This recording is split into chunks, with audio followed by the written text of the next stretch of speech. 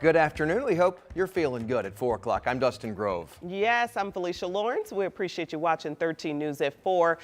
And within the last hour, we just learned some new details on this upcoming special session for state lawmakers. That's right. It will not start on Monday after all. You'll remember the governor announced a November 3rd start date, but we have heard from the House Speaker this afternoon and then Senate Republicans who are saying it now likely won't even take place next week, but sometime after that.